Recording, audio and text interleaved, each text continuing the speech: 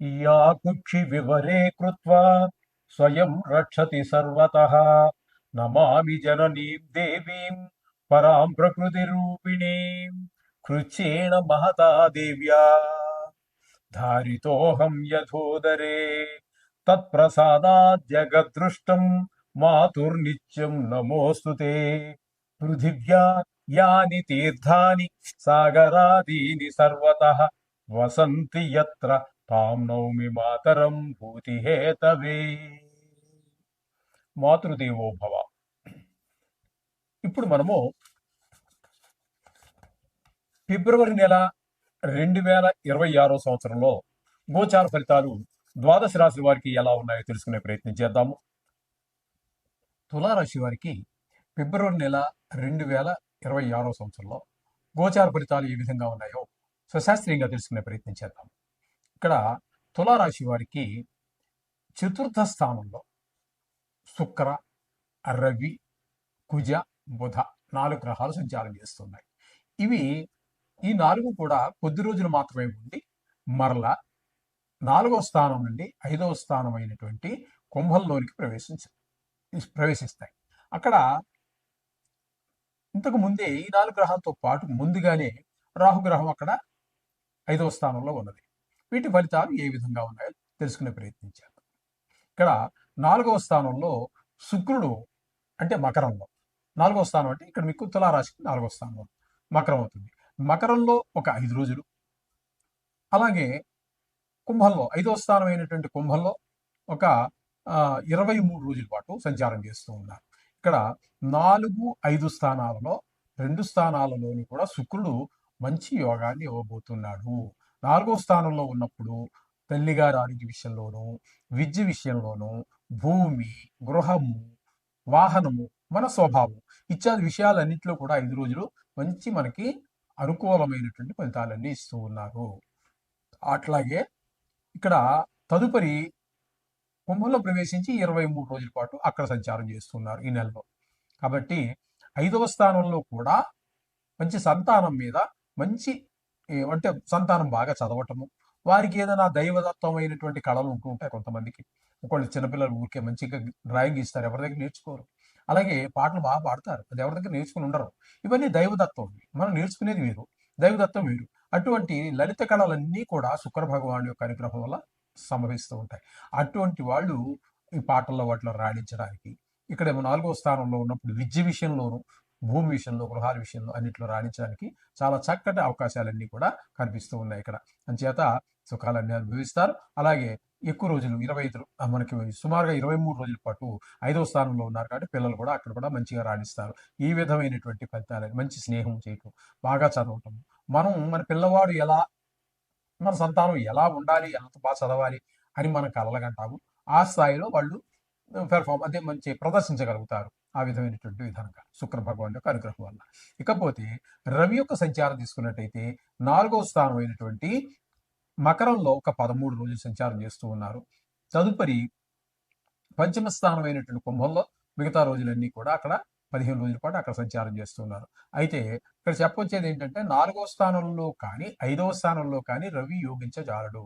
4వ స్థానంలో ఉన్నప్పుడు విద్య విషయంలో, అమ్మగారి విషయంలో, గృహము, ఇల్లు, భూమి వ్యవహారాలు, వాహనాలు ఇట్లాంటి విషయాలలో కొన్ని ఇబ్బందులు పడక తప్పదు. అలాగే ఈ రవి 5వ స్థానంలోకి వెళ్ళే సంతానం మీద దుష్ప్రభావాన్ని చూపిస్తూ ఉన్నారు. అక్కడ 15 రోజుల పాటు అక్కడ ఉన్నారు. పిల్లలు కొంచెం గాయాలు తగిలించుకోవటం, చదువు మీద శ్రద్ధ తగ్గడం లాంటి వ్యవహారాలన్నీ కూడా, చెడు స్నేహాలు, ఇవన్నీ మనకి అక్కడ ఈ రవి యొక్క ప్రభావం వల్ల గోచరిస్తూ ఉన్నాయి. ఇంచేత రవి 4, 5 స్థానాలు 2 స్థానాల్లోనూ కూడా అనుకూలమైన పరిస్థితి లేదు. ఇక్కడ మనం చెప్పుకున్నాం కదా, ఈ 4వ స్థానమైనటువంటి మకరంలో శుక్రుడు, రవి, కుజుడు, బుధుడు 4 గ్రహాల యొక్క సంచారం జరుగుతోంది. ఇవన్నీ కూడా ఫస్ట్ ఫోర్త్ నైట్ అంటే మొదటి 15 రోజుల్లో జరిగేటటువంటివి కాబట్టి ఈ అనుకూలమైనటువంటిది ఇందులో ఒక్కటి కూడా లేదండి. ఒక్క బుధుడు మాత్రం 3 రోజులు ఉన్నాడు. ఆయన ఒక్కడే కాస్త అనుకూలమైనటువంటి ఫలితాన్ని ఇస్తాడు కానీ మిగతా కానీ కుజుడు కానీ, రవి కానీ, శుక్రుడు పర్వాలేదు అనుకోండి 5 రోజులే. అది పెద్ద నెలలో 5 రోజులు పెద్ద లెక్కేం కాదు. అందుచేత ఈ 4వ స్థానంలో ఉన్నవాడు కొంచెం రియల్ ఎస్టేట్ వ్యాపారులకి కొంచెం అనుకూలమైన కాలము కాదు. ఓకే. ఇక్కడ కుజుడు 23 రోజుల పాటు తృతీయ స్థానంలో సంచారం, చతుర్థ స్థానంలో సంచారం. చతుర్థ స్థానంలో కుజుని యొక్క సంచారం శుభ ఫలితములు ఇవ్వజాలదు. అలాగే తల్లి, భూమి, గృహాలు ఇదే విషయాలు. ఈ 4వ స్థానం ఇచ్చేటటువంటి మనకి ఏవైతే సుఖాలు ఉన్నాయో అవన్నీ తెలియజేస్తుంటుంది. అక్కడ శుక్రుడు ఉండనివ్వండి, రవి ఉండనివ్వండి, కుజుడే ఉండనివ్వండి, బుధుడే ఏదైనా సరే విషయం అదే. అందులో వాళ్ళు యోగిస్తారా లేదా అనేది మనం చూసుకోవాల్సి ఉంటుంది. కాబట్టి ఇక్కడ కుజుడు అనుకూలుడు కాదు. తరువాయి ఇక్కడ తదుపరి ఒక 5 రోజుల పాటు 5వ స్థానంలో అక్కడ కూడా మన సంతానం మీదనే చెడు ప్రభావం చూపిస్తూ ఉంటారు. ఇక్కడ బుధుని యొక్క సంచారం తీసుకున్నట్టయితే 3 రోజుల పాటు 4వ స్థానంలో, చతుర్థ స్థానంలో అక్కడ ఏదో మనకి కొంచెం ఆహ్లాదాన్ని కలిగిస్తారు ఆయన ఒక 3 రోజుల పాటు. తదుపరి ఆయన మళ్ళీ 5వ స్థానమైన కుంభంలో ప్రవేశించి 25 రోజులు ఉంటారు. అక్కడ మళ్ళీ బుధుడు కూడా మనకి సంతానం మీద దుష్ప్రభావాన్ని చూపిస్తూ ఉన్నారు. ఈ విధంగా 4 గ్రహాలు ఇక్కడ సగం రోజులు, కొద్ది రోజులు 5వ స్థానాల్లో సంచారం ఈ విధంగా ఉంది.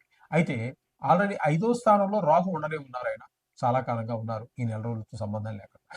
అది కూడా మంచిది కాదు సంతానం మీద, వారి చదువు మీద, అలాగే వారి బుద్ధి బలం మీద, చెడు స్నేహాలు చేయడానికి ఇట్లాంటి విషయాలన్నింటిలో ఆయన కూడా ఇబ్బంది పెడుతూ ఉంటారు. రాహు కూడా పిల్లల్ని చేత పిల్లల విషయంలో చాలా జాగ్రత్తగా ఉండాలి. ఓకే. ఇకపోతే ఈ తులారాశి వారికి 6వ స్థానంలో శని యొక్క సంచారం జరుగుతుంది. ఇది శని భగవానుడు మాత్రం మంచి ఫలితాలన్నీ ఇస్తూ ఉన్నారు. ఆరోగ్యాన్ని ఇస్తారు. రుణం కావాలంటే మనకి రుణం ఇచ్చేవాళ్ళు ఉన్నారు.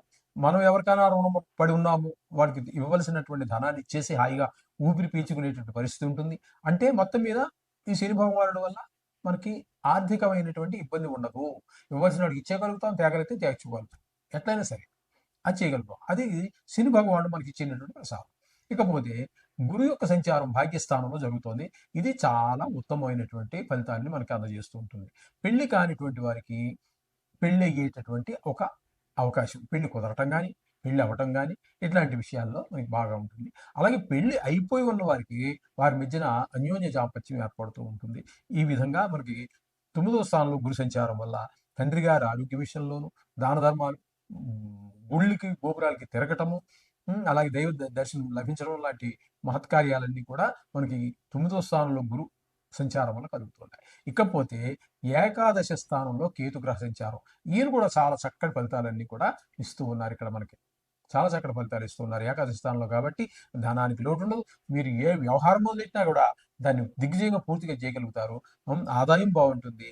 ఇటువంటివన్నీ ఫలితాలు కూడా మనకి చక్కటి ఫలితాలన్నీ కూడా వస్తూ ఉన్నాయి కేతుగ్రహ సంచారం వల్ల.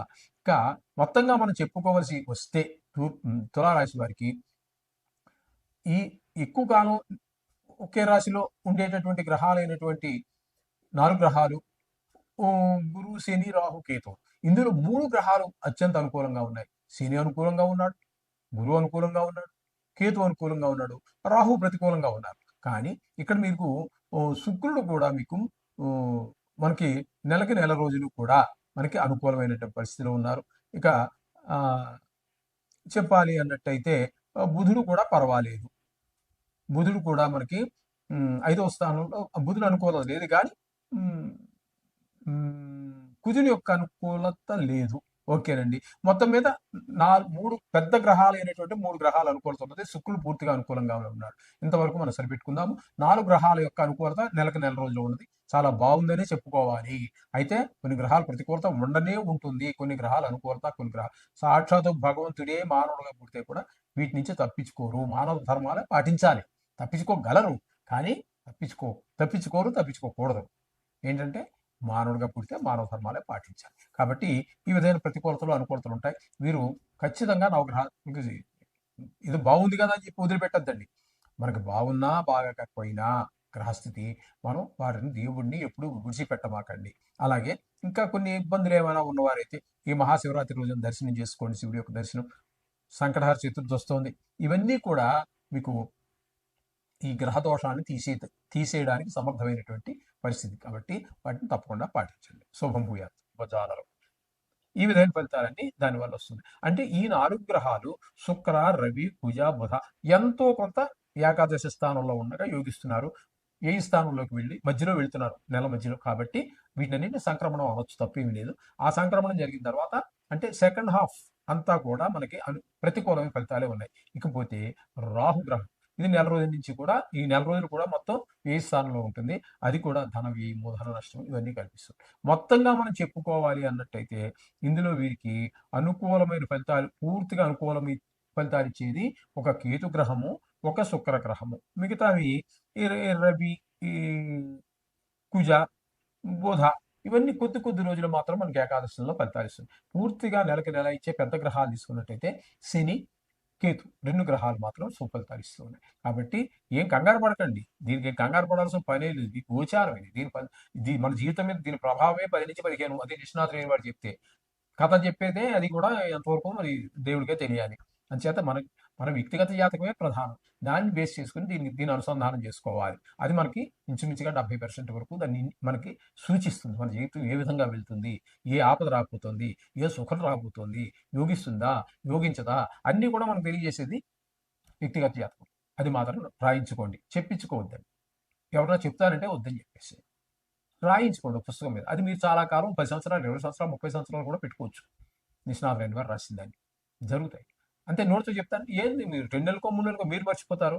మీరు వెళ్ళిన 10 నిమిషాల లోపల నేను మర్చిపోతాను. నేనే కాదు ఎవరైనా సరే. మరి ఎవరో వస్తుంటారో అది చెప్పాలి కదా. ఇది పెట్టుకుని కూర్చుంటే అవుతుందండి మరి.